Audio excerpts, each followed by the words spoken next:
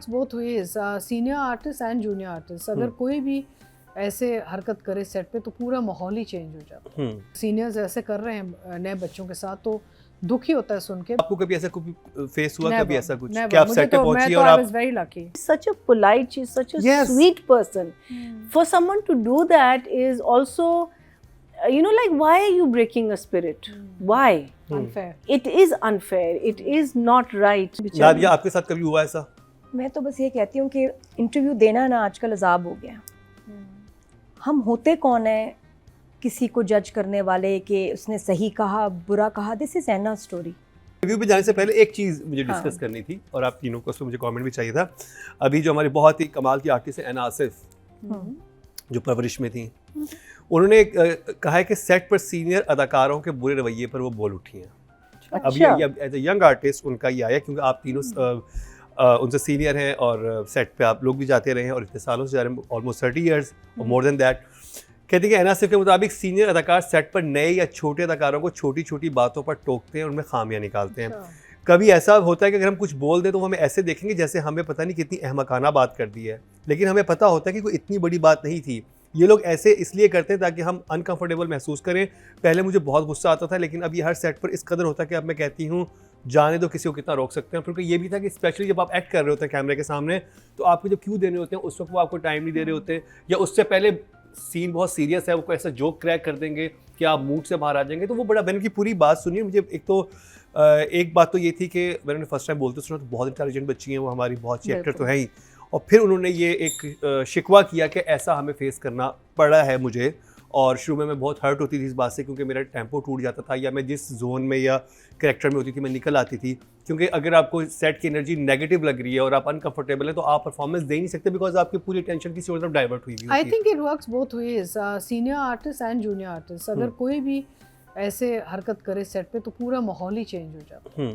तो if she is gone through this experience that is unfortunate and it's pity. अगर seniors ऐसे कर रहे हैं नए बच्चों के साथ तो दुखी होता है सुन के, बिकॉज ऑब्वियसली हमारी तो कोशिश होती है कि जो नए लोग आते हैं encourage करें, हाँ, कि हम उनको हेल्प करें, सपोर्ट करें। जब हम भी आए थे एज यंग पीपल तो people helped us. When you start, आपको कभी ऐसा कोई फेस हुआ? कभी ऐसा कुछ कि आप सेट पे पहुंची और आई आप वाज वेरी लकी, मेरे बहुत अच्छे लोग मिले मुझे, और हम तो बड़े भी वेरी लकी भी। ऑल आवर सीनियर्स वो फैंटास्टिक पीपल एंड उन्होंने हमें सपोर्ट किया, हेल्प की, हमें गाइड किया, हमें एक्टिंग सिखाई, हमें सेट की एक तमीज़ सिखाई कि भाई कैसे उठते हैं, बैठते हैं, बात करते हैं सेट्स पे, तो उनसे हमने सीखा बहुत। तो सेम आई थिंक कि अगर ये हो रहा है तो ये अनफॉर्चुनेट और नहीं। अच्छा, मुझे लगता है कि एक ज़माना होता है, हर एक आर्टिस्ट एक सर्टेन टाइम पे बहुत ज़्यादा लाइमलाइट में होता है।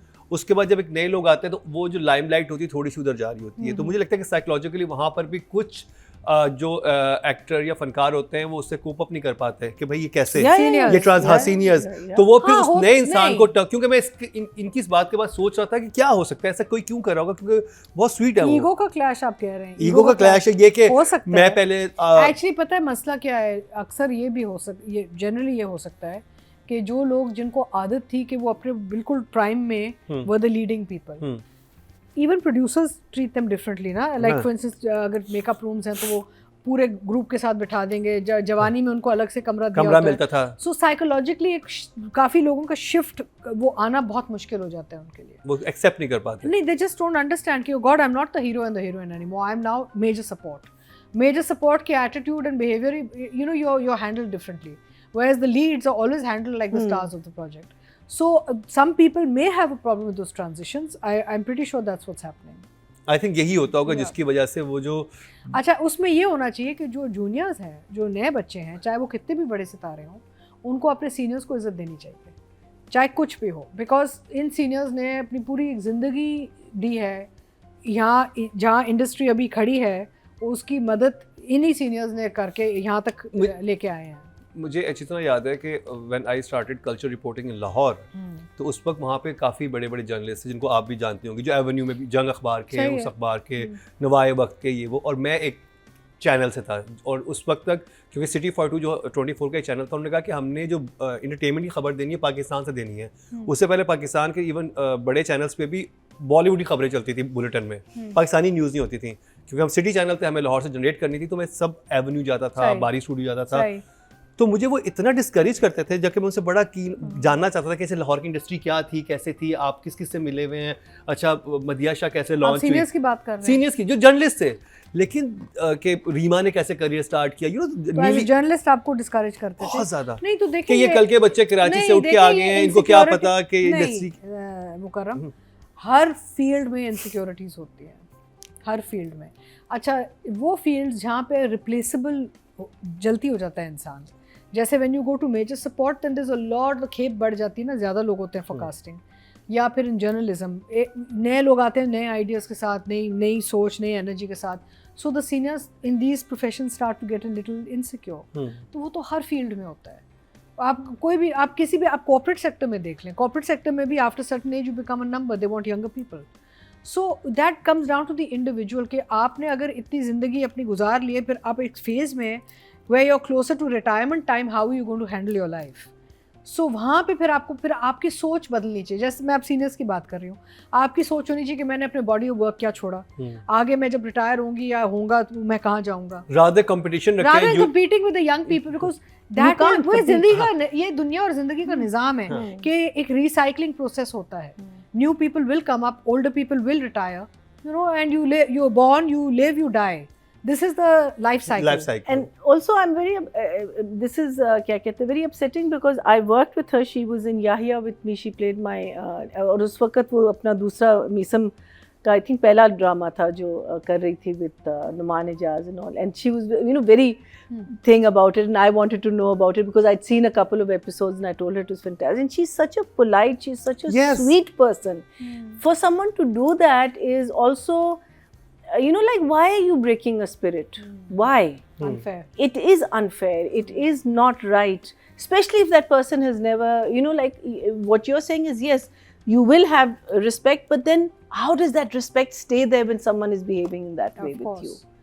You know, how do you expect that person to say, okay, no, that person is fine, no, that. One you know, should you be can welcoming to young people. No, बिल्कुल. you have to be. I didn't know. Nadia, आपके साथ कभी हुआ ऐसा? मैं तो बस ये कहती हूँ कि इंटरव्यू देना ना आजकल अजाब हो गया। हम होते कौन है किसी को जज करने वाले कि उसने सही कहा बुरा कहा? दिस इज़ एना स्टोरी। उसके ऊपर क्या गुजरी, उसने क्या एक्सपीरियंस किया, ये उसकी कहानी है। सुनो, समझो, आगे बढ़ो।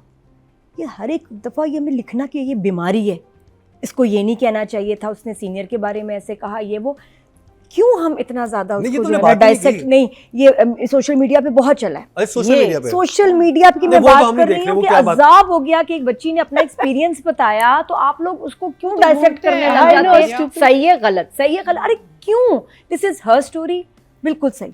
और जहाँ अगर मेरे साथ सिमिलर बात हो, बिल्कुल हुआ है। अच्छा भी, मुझे बहुत अच्छे सीनियर्स भी मिले और कहीं कहीं बुरा एक्सपीरियंस भी हुआ। होता है। एक खातून से तो I was terrified and not very long ago, और डर लगता था। और मैं बड़े गैप के बाद एक्टिंग कर रही थी तो मैं घबरा जाती थी, क्योंकि वो यही होता था कि शॉट से पहले लंबी लंबी लाइंस आप याद कर रहे हैं ये वो, और उन्होंने उस वक्त किसी को ज़रूर डांटना है या चीखना है।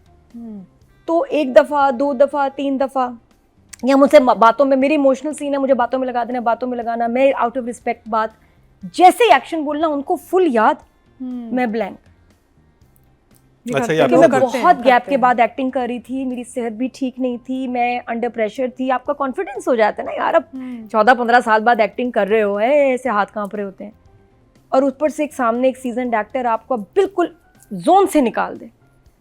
तो ये जब 4-5 दफ़ा हुआ तो डायरेक्टर ने मुझे बुलाया, कह रहे हैं आपको पता है आपके साथ क्या हो रहा है? आपके साथ अच्छा नहीं हो रहा, ये जानबूझ के हो रहा है और ये होता रहेगा। अब आपने ये करना है कि आप आएंगी तो मैं आप, वो भी क्योंकि अब सीनियर एक्टर थी तो उन्होंने कहा मैं डांटूंगा, लेकिन वो इसलिए होगा कि नहीं बात करनी। तो सेट पे जैसे ही आते थे ही वुड से, नादिया किसी से बात नहीं करनी, कौन अपना मूड में रहो, मूड में रहो, जोन में रहो, जोन में। उनको समझ आ गई कि नादिया को डिस्टर्ब किया जा रहा है और ये नहीं परफॉर्म कर पा रही। तो अब वो जब मुझसे बात करें, मैं एकदम डांटेंगे, सॉरी मुझसे बात नहीं करनी, सॉरी मैं बात नहीं कर सकती, इस तरह करके। लेकिन मैं समझ गई कि वो मुझे वो करना क्या चाह रही है, क्यों कर रही थी। मुझे एक और बहुत इंटरेस्टिंग बात पता चली, कुछ एक्टर्स के साथ ऐसे ही एक गेट टुगेदर में था, वहाँ पे बताया उन्होंने, कहते कि मेरे साथ क्या करती थी एक एक्टर के, लंबा पूरा पेज का सीन है ना, दोनों के लंबे लंबे डायलॉग हैं, तो एक आपका सोलो बन गया, आपने पूरा सीन किया, उसमें आगे से रिएक्शन मिला। जब उसके रिएक्शन की बारी आती थी ना, तो कहता था कि वो शुरू की 4 लाइनें बोली, आखिरी लाइन बोली, ताकि इसका रिएक्शन ही रिकॉर्ड ही ना हो। तो ये होता, हाँ, ये भी हुआ है मेरे साथ। हाँ, कि भाई ताकि जब वो लगेगा एडिट पे जाएगा तो उसके रिएक्शन ही नहीं होंगे, तो मेरे नहीं, बिल्कुल, हाँ, मेरे फेस पे ही रहेगा, क्योंकि और मैंने क्यूज ही नहीं देने। हाँ, क्यूज ही नहीं देनी है। 1.5 पेज का भाई, सीन है जिसमें आपका इतना लंबा मोनोलॉग है, उसमें आपने तो डायरेक्टर कहाँ है? डायरेक्टर ने कहा मैंने तो सोलो ले लिया, अब डायरेक्टर नहीं सुन रहा। वो कहने के अच्छा जी यहाँ पे कैमरा रखा है, अभी हमने वो लेने, उस पर इतना थोड़ी गौर करना है। एडी गौर कर रहा होता है, एडी कर रहा होता है कि अगला सीन कौन सा है। तो एक्टर समझ जाते हैं कि अच्छा ये टाइम है, इस टाइम में इसको कम लाइंस बताऊंगा तो इसके वो, तो इस हद तक एक कंपटीशन होता है। नहीं, और रिहर्सल नहीं करना, प्रैक्टिस नहीं करना, फंस जाते हैं ऐसे। कुछ लोग ऐसे होते हैं